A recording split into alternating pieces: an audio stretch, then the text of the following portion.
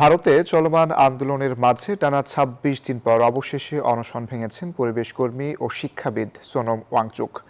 বৃহস্পতিবার গভীর রাতে প্রধানমন্ত্রী নরেন্দ্র মোদীর ভিডিও বার্তায় দেয়া আশ্বাসের পরেই গুরুগ্রামের মোদান্ত হাসপাতালে তিনি এই সিদ্ধান্ত নেন।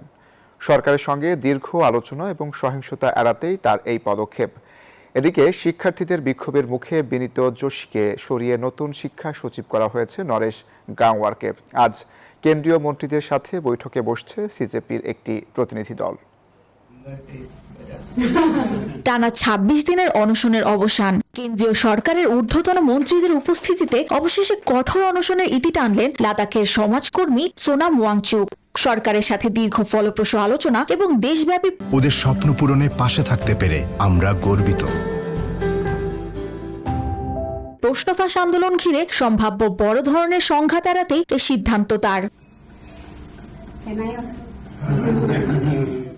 এর আগে রাতেই এক বিশেষ ভিডিও বার্তায় নরেন্দ্র মোদী অপরাধীদের কঠোর শাস্তি নিশ্চিত করতে ফাস্ট ট্র্যাক আদালত গঠনের রূপরেখা তুলে ধরেন। প্রধানমন্ত্রীর এই ঘোষণায় দোষীদের দ্রুত আইনের আওতায় আনার হুঁশিয়ারি দেওয়া হয়। পাশাপাশি শুক্রবার মন্ত্রিসভার বৈঠকে এই খসড়া বিল নিয়ে চূড়ান্ত সিদ্ধান্ত নেওয়া হবে বলে জানান তিনি। সোনাম অনশন ভাঙার পরপরই সামাজিক যোগাযোগ মাধ্যমে তার সুস্থতা ও দ্রুত আরোগ্য কামনা করে বিশেষ বার্তা দেন মোদী।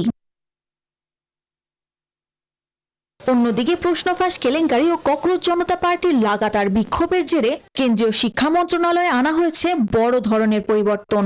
চরম বিতর্কের মুখে বিনীত যোশীকে সরিয়ে দেওয়া হয়েছে। নতুন শিক্ষা সচিব হিসেবে নিয়োগ পেয়েছেন অভিজ্ঞ আমলা Naresh Pal Gangwar. Desk report, news 24।